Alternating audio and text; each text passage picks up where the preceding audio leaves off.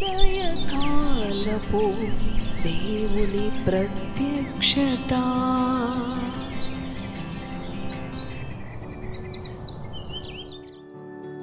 Praise the lord, హల్లెలూయా. దేవునికి స్తోత్రం. ప్రభునందు ప్రియ దేవుని బిడ్డలారా, ప్రభు యొక్క అత్యంత కృపను బట్టి మరి యొక్క ఉదయకాల దేవుని ప్రత్యక్షపు వాక్కులోనికి వచ్చి ఉన్నాం. అనుదినము ఆయన ప్రత్యక్షపు వాక్కు ద్వారా ప్రభు మనతో మాట్లాడుతూ ఉన్నాడు, మనలను దర్శిస్తూ ఉన్నాడు. గడిచిన సంవత్సరం అంతా ఆయన మనలను భద్రపరిచి, క్షేమమిచ్చి, ఆరోగ్యం ఇచ్చి, అనుదినము ఆయన ప్రత్యక్షపు వాక్కు ద్వారా మనలను ఆదరిస్తూ, ధైర్యపరుస్తూ ఈ నూతన సంవత్సరములో మరి ఇది 2వ దినము. మరి చూడండి, దినములు ఎంత త్వరితముగా గతించిపోతూ ఉన్నవో. మరి ఈ ఉదయకాలం మనము సజీవులుగా లేవనెత్తబడి ప్రభుని స్తుతిస్తున్నాము అంటే మరి ఆయన మన పట్ల ఆయన చూపుతున్న కృపను బట్టి, ప్రేమను బట్టి మాత్రమే. మన పడకల యొద్ద నుంచి లేచి, ప్రభువా ఈ 2వ దినము, ఈ నూతన సంవత్సరములో నన్ను సజీవునిగా లేవనెత్తావు, ఈ దినమంతటికి కావలసిన నీ కృప, నీ సహాయము నాకు అనుగ్రహించు అని దేవునితో ఈ దినచర్యను ప్రారంభించుకుందాం.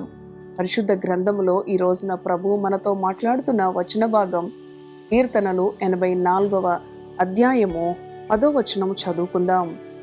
నీ ఆవరణములో 1 దినము గడుపుట 1000 దినముల కంటే శ్రేష్టము.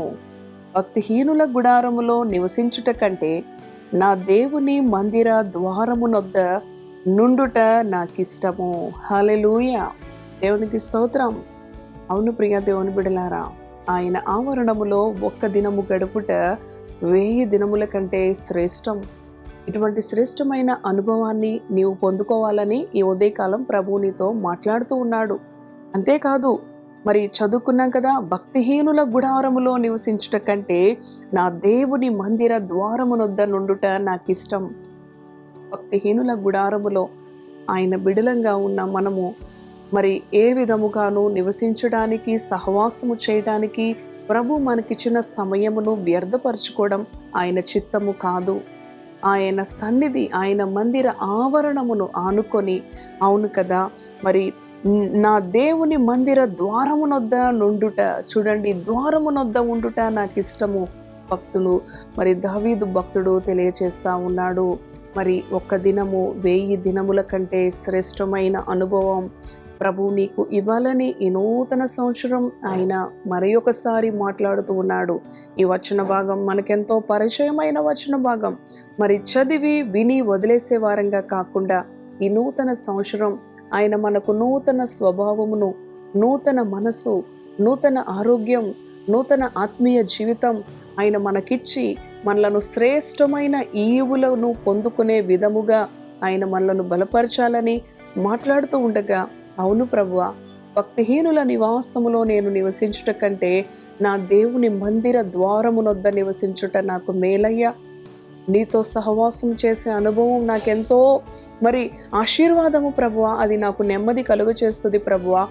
నీ సన్నిధిలో 1 దినము 1000 దినముల కంటే శ్రేష్టం. మరి ప్రతి ఉదయకాలము కూడా దేవుని ప్రత్యక్షపు వాక్కు ద్వారా నీ దినచర్యను ప్రారంభించు. ఈ దినమంతా నీకు శ్రేష్టముగా ఆయన నిన్ను శ్రేష్టమైన ఈవులతో నడిపించే దేవుడు. ప్రియ దేవుని బిడ్డలారా, 8వ వచనంలో ఉంటుంది కదా, మరి 11వ వచనం క్రింది భాగంలో, యథార్థముగా ప్రవర్తించు వారికి ఆయన ఏ మేలు చేయక మానడు అని. అవును ప్రియ సహోదరి సహోదరుడా, ఈ 2025వ సంవత్సరం ఈ నూతన మాసములో ప్రవేశించిన ఈ 2వ దినము మరి దేవుని ఎదుట మనము యథార్థముగా ప్రవర్తించే అనుభవంలో మనలను మనము సరి చేసుకుందాం. తద్వారా ఆయన అంటున్నాడు, ఏ మేలు కూడా చేయక మానడు. అవును, ప్రతి విధమైన మేలులు, ఉపకారాలు, ఆశీర్వాదాలు ఆయన నీ కొరకు సిద్ధపరిచి ఉంచాడు. ఆయన ఏ మేలు చేయక మానని దేవుడు. ఎవరి పట్ల అనంటే యథార్థముగా ప్రవర్తించే వారి పట్ల.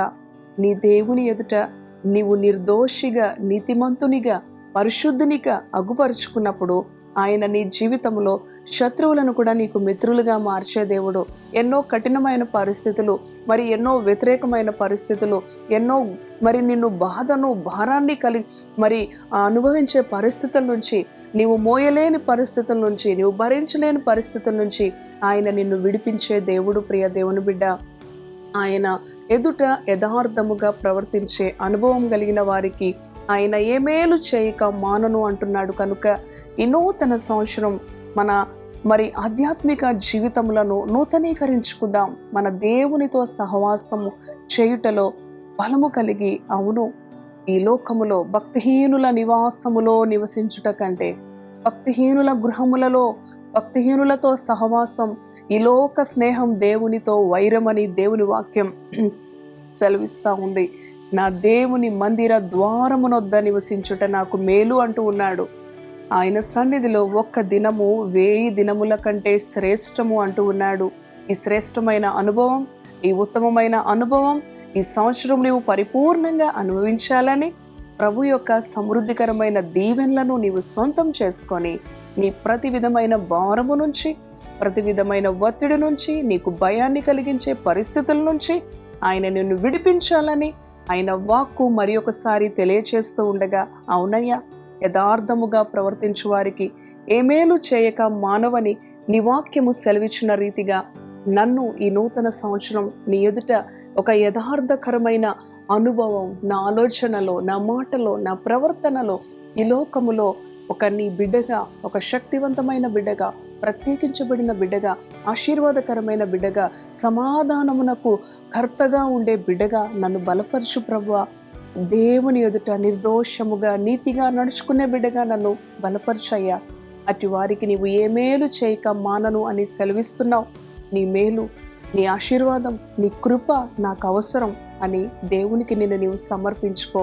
తద్వారా ఆయన మెండైన కృప నిన్ను బలముగా నడిపిస్తుంది, విజయవంతంగా నిలబెడుతుంది.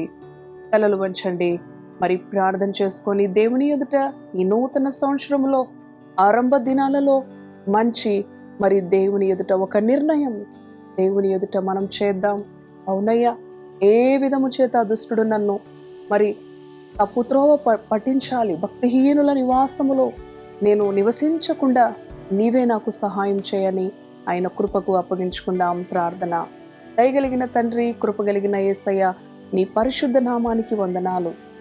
ఈ 2025 సంవత్సరం ప్రారంభ దినాలలో నూతన సంవత్సరం 2వ దినం ప్రభువా, నీ బిడలంగా తండ్రి నాయన నీ ఆవరణంలో ఒక్క దినము గడుపుట 1000 దినముల కంటే శ్రేష్టమని నీ భక్తుడు చెప్తూ ఉన్నాడు. భక్తిహీనుల గుడారంలో నివసించుట కంటే నా దేవుని మందిర ద్వారమును నేను నివసించుట నాకు మేలు అని చెప్తూ ఉన్నాడు. అవునయ్యా, యథార్థముగా ప్రవర్తించే వారికి ఏ మేలు చేయక మాననని నీ వాక్యం సెలవిస్తూ ఉంది. ఈ ఉదయకాలము ఈ మాటలు విన్న నీ బిడల హృదయాలలో యథార్థకరమైన జీవితం, పరిశుద్ధకరమైన జీవితం, యోగ్యకరమైన జీవితం మీరే మీ కృప ద్వారా అనుగ్రహించండి. ఈ నూతన సంవత్సరం నీ బిడలకి దయా కిరీటంగా ధరింపచేసావు. ఈ సంవత్సరం వారు ఎంతో శక్తివంతంగా నీలో జీవించాలి, ఎంతో సమీపముగా నీకు దగ్గరగా చేరే అనుభవం, ఎన్నో విచారమైన పనులు పెట్టుకొని తొందరపడేవారుగా, కలవరపడేవారుగా కాకుండా ఉత్తమమైన నీ పాద సన్నిధిలో మరియ ఏ విధంగా మోకరించి ప్రభువా నెమ్మది కలిగి, అవును ప్రభువా శాంతము కలిగి నిన్ను ప్రభువా నీ సన్నిధిని ఆశీర్వాదమును ఏ విధంగా పొందుకుందో అటువంటి అనుభవంలో నీ బిడ్డలను ఉంచండి అయ్యా. వారి హృదయాల్లో, వారి జీవితాల్లో ఉన్న భారభరితమైన పరిస్థితులు, కలవరం కలిగించే పరిస్థితులు, బలహీనమైన పరిస్థితులు అన్నిటి నుంచి నీ బిడ్డలకు విడుదలివ్వండి. వారు వెళ్ళు మార్గం సరళం చేయండి. ఈ దినమంతటికి కావలసిన మెండైన కృప నాయనా నీ బిడ్డలకు అనుగ్రహించండి.